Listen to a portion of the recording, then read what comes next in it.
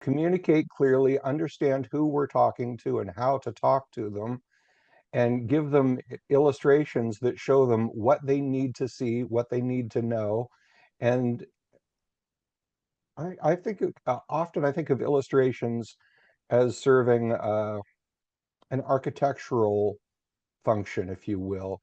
If you have a good illustration at the right spot, it's simple enough that it can kind of show outlines and structures of things. And then if you need to go into more detail about things, that you can do that in the text. Welcome to the Knowledge Base Ninjas podcast, where Gauri Ramkumar of Document 360 finds the best SaaS self-service knowledge bases in the world and then interviews their creators. Let's get started with today's episode. Good day, everyone. Welcome to Knowledge Base Ninjas podcast series. Today with me, I've got James Birkinshaw, Principal Technical Writer at Oracle. Welcome, James, to the podcast. How are you doing today? Doing just fine. Thanks for having me. Thank you. James, before we ask more about your current expertise, can you help me understand a little bit more about yourself? How did you get into this professional journey and how is it going so far? Okay. Gosh, I was one of those people who used college to figure out what they wanted to do and then kind of set out on that path. But along the way, a friend of mine had a mother his mother was working as a technical editor at a technology company nearby.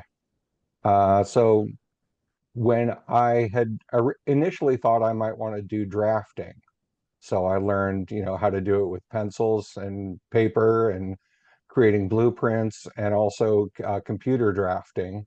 Mm-hmm. So learned AutoCAD and things like that.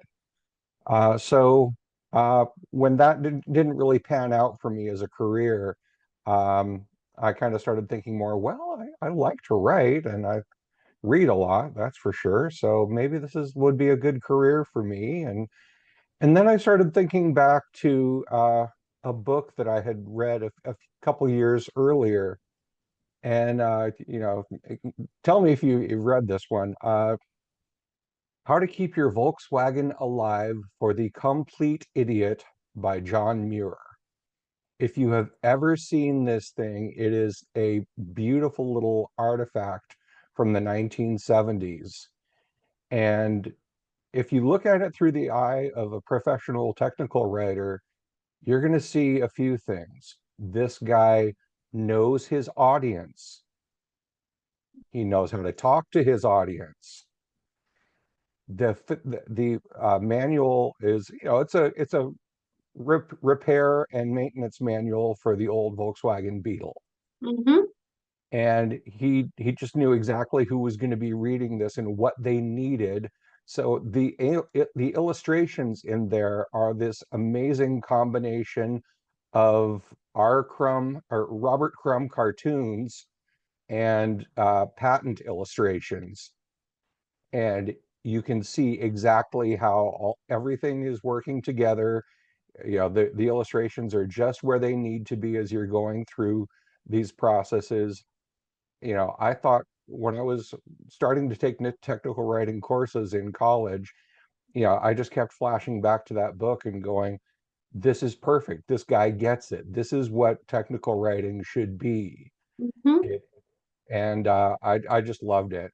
Yeah. So I wound up getting, finishing up an English degree with a minor in computer science and my drafting associate's degree.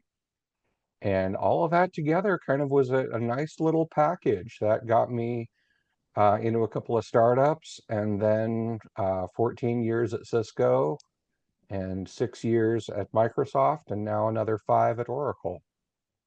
Amazing journey, James. I mean, it's so when you talk about that book, we can see how much you are into that book. The passion just comes out.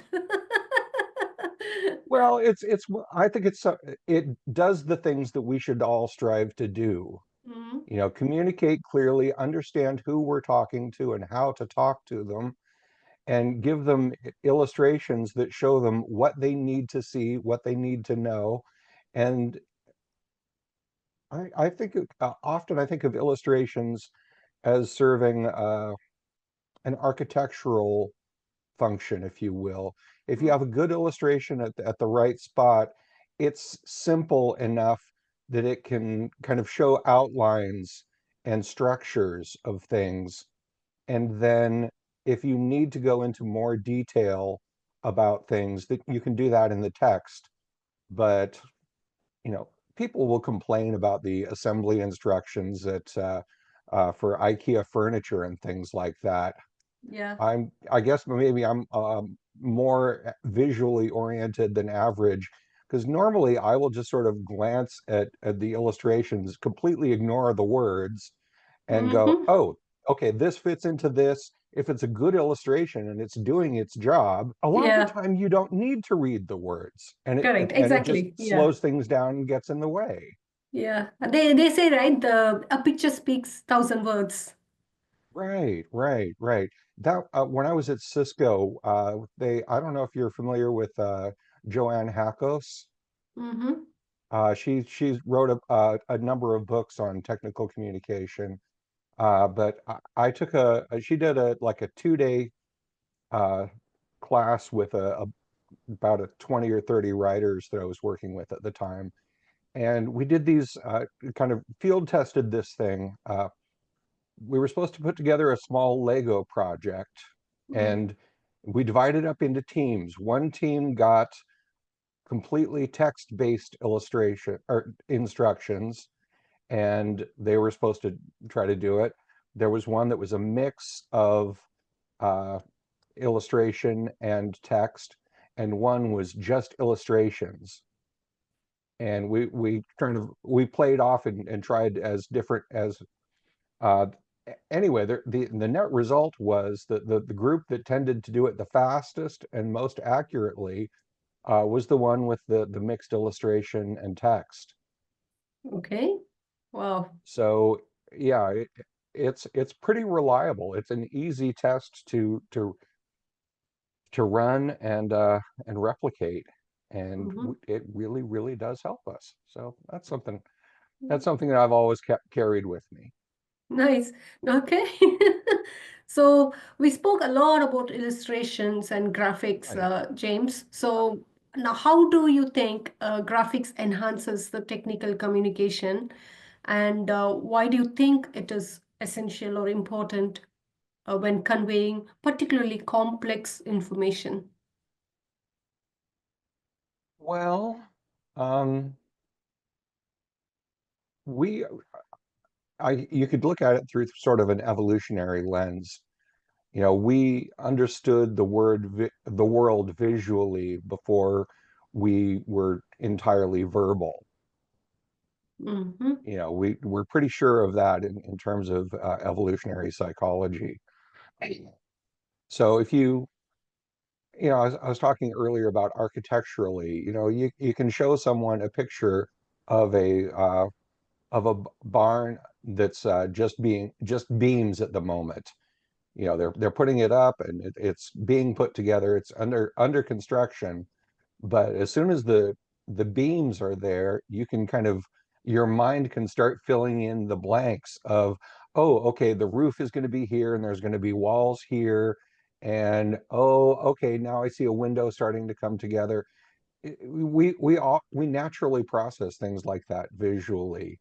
So if you can say you're trying to describe a complex subject to your readers, you're often well served by putting an illustration that will serve that same architectural function. It'll do the broad strokes, and then you can start filling in the details like, oh, is this a clear window or is it stained glass? Mm-hmm. Mm-hmm. You can do things like that in text, but if you come into it with already kind of understanding what the overall shape of this is that you're trying to explain to them, uh, then filling in the details goes more smoothly. So it doesn't really matter what you're trying to express. That's usually the case. When I'm working in technology, on new features or new services, often I'll sit down with a senior developer or someone from marketing who's trying to explain, okay, this is what we're going to do with this project. We're kind of Mhm. doing a kickoff, and they'll start wandering over to a whiteboard because there's something that they want to express to me visually because they want to be sure that I get it. Well, with my inclination, if I don't have a, a laptop open and Visio running so that I can start diagramming whatever it is that they're trying to show me as they're doing it, I'll whip out a notebook and start trying to sketch it. Because if they think it's important to get the points across to me, I'm probably going to find it useful to get it across to my readers. Mhm. That's true. Yeah. Yeah. Now that takes me to the next question, like how do you balance between written content and visuals in technical documents? I think you really have to understand again, it comes back to reader analysis, understanding your readers and what they need. Maybe in some ways I have an advantage and a luxury and maybe sometimes a disadvantage. Most of my career, I've been working to an IT pro audience. Currently, I document networking services and features for Oracle Cloud Infrastructure. So this is not the sort of thing that you typically delegate to, your 20-year-old nephew who loves his iPhone. Hmm. I mean, perhaps your 20-year-old nephew who loves his iPhone also has a CCIE and is able to, set up uh, routing for things like that. But if they're not, I get to have the luxury of no, I am myself a lapsed CCIE. I did that with the stated intention of I want to understand my audience better. How do I pitch this and understand what they already know and don't need their time wasted by repeating to them versus what is it that they really do need to know. Hmm. So I feel like at this point in my career, I know what my audience needs to know, and a lot of the time, um, it's nice to have, and sometimes it's essential. And being able to figure that out just comes with experience, I think. Absolutely, But absolutely. Spot yeah, on, James. Yeah. So I think it all comes down to the same point, like know your customers first. And then, yeah, it applies to know your customer is a phrase that could be used widely. yeah, yeah. Great. That's always been seen as important as long as I've been following this stuff. Nice. Now, given the experience you've got in this industry and you're passionate towards graphics and illustrations, what are the common mistakes companies make when graphics are used in technical documentation? And then how do you think these could be or potentially avoided? Well, I think graphics in technical communications probably faces some of the same challenges that technical communication faces. Um, the people who are writing the checks aren't necessarily our readers. Mhm. They don't necessarily always understand the value added that we bring. If how does that one go? If you think having a team of tech writers is expensive, eventually you may find out how expensive it is to not have them.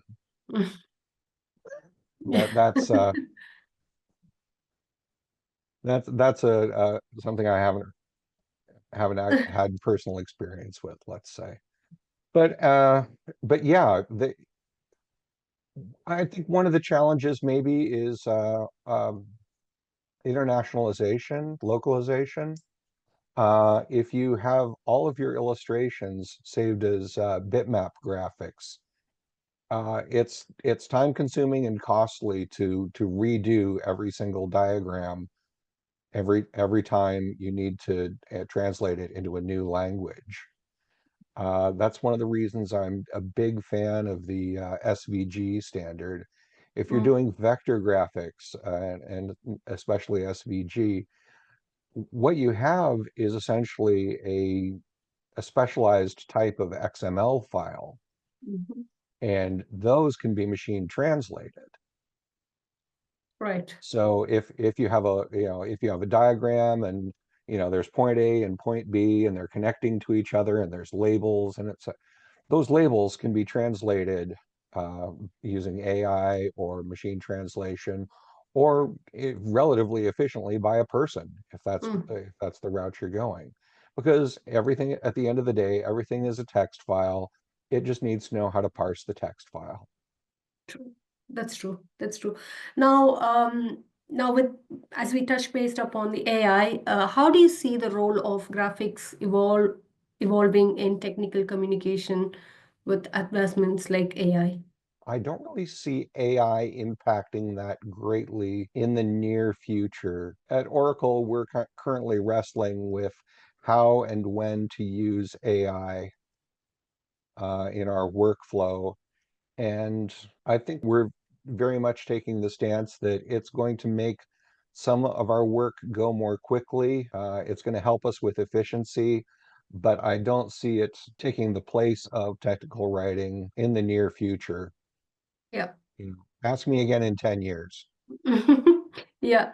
I think that's the direction many of them are taking, right? Like it's not going to replace humans. It's going to be a collaborative environment, or at least for now. That Right, right. It may help us more efficiently put together a first draft of something, but we're going to need to massage it, and our subject matter experts are going to need to massage it, and it's going to go through, the multi-month gestation period that it always does on projects like this.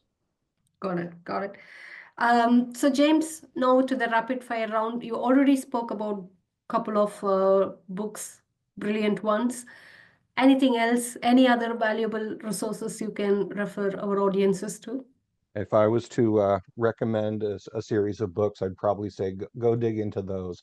They started doing them in the 90s, and I'm not sure if they've added to that series in the last decade, but I usually found those very helpful. The publisher is John Wiley and Sons, and they did a whole series of technical communications books in the 90s and 2000s. All right. Okay. Thank you. Now, one word that comes to your mind when you hear the word documentation. I'm not sure if you're familiar with this, but I'm going to say that's my happy place. Okay. It's your choice. I Okay. might have something else, but that's your choice. Yeah. Yeah. Happy place. Nice. Now, a piece of advice you would give to your 20-year-old self. Never stop being curious. There's always more to learn. There's always something, if you're not finding anything new that excites you, look backwards in history and you'll find things that excite you. I have recently been getting very interested in music from the 1920s and Mhm. um, the short stories of Robert E. Howard, who created Conan and all sorts of things like that. Yeah. Let your curiosity unwind and follow its own bliss, and never stop learning. Brilliant. Thank you so much. Now you'll be pleased to know that we managed to understand a little bit about yourself and your experience. I'm sure there's lots more to add, but unfortunately, we've come to the end of this podcast series. So anything else I missed to ask you, James, but you had in your mind to share today? No, this is an interesting experience, but I'm good here. I think we've had a good little conversation.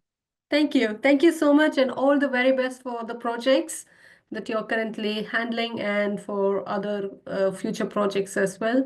And let's stay in touch and have a good day. Thanks for listening to today's episode of the Knowledge Based Ninjas podcast. Please please head to iTunes, rate, and provide honest feedback on the podcast. See you next week.